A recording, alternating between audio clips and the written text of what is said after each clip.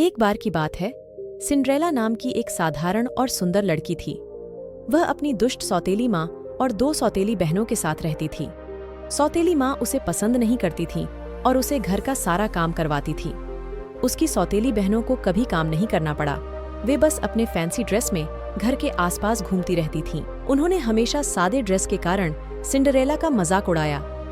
एक दिन उनके घर पर राजा का एक पत्र आया जिसमें लिखा था कि राजा आज रात एक पार्टी रख रहा है और प्रिंस अपनी प्रिंसेस का चयन करेगा। हर कोई इसे पढ़ने के लिए उत्साहित हो गया। सिंड्रेला भी पार्टी में जाना चाहती थी। उसकी सौतेली माँ ने उसे बताया कि वह जा सकती है यदि वह अपना सारा काम समय पर पूरा कर लेती है और अपने सौतेली बहनों को बॉल पार्टी के लिए ड्रेस अप होने में मदद करती है। सिंड्रेला ने सारा काम उचित समय पर खत्म कर लिया था। अंत में हर बार की तरह उसे नहीं जाने दिया गया। उदास सिंड्रेला अकेली घर पर रह गई थी। वह बहुत दुखी थी कि वह बगीचे में भाग गई और कहा, इच्छाएं कभी पूरी नहीं होती हैं। कभी नहीं मेरे प्रिय बेटी, एक आवाज में कहा। सिंड्रेला को एक छोटी सी महिला जादुई छड़ी के साथ दिखी। वह उसकी परी गॉड मदर थी।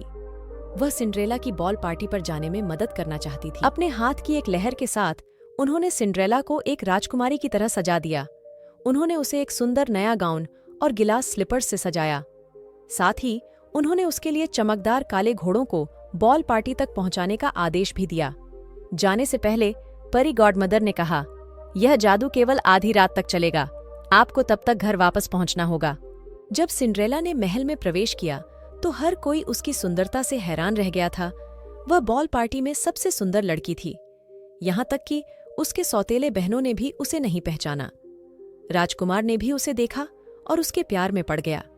अन्य सभी लड़कियों को उससे बहुत जलन हो रही थी क्योंकि राजकुमार पूरी रात उसके साथ नृत्य करता रहा। सिंड्रेला को इतना मजा आया कि वह लगभग भूल ही गई थी कि परी माँ ने उसे अपने जादू के बारे में क्या बताया था। हालांकि जब उसने समय देखा तो वह जल्दी से महल छोड़कर भाग गई। जल्दी में सिंड्रेला का एक गिलास स्लीपर महल की सीढ़ियों में छूट गया था। राजकुमार उसके साथ प्यार में पड़ गया था और यह पता लगाना चाहता था कि वह कौन थी। वह उससे शादी करना चाहता था।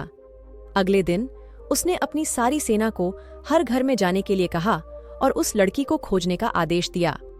जिसका भी पैर गिलास स्लीपर में फिट बैठता है, हमें उनको खोज निकालना है, राजकुमार ने कहा।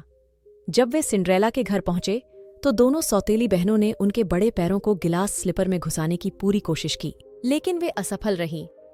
अंत में जब सिंड्रेला ने गिलास स्लीपर पहना तो उसका पैर पूरी तरह से ग्लास स्लीपर में फिट हो गया था।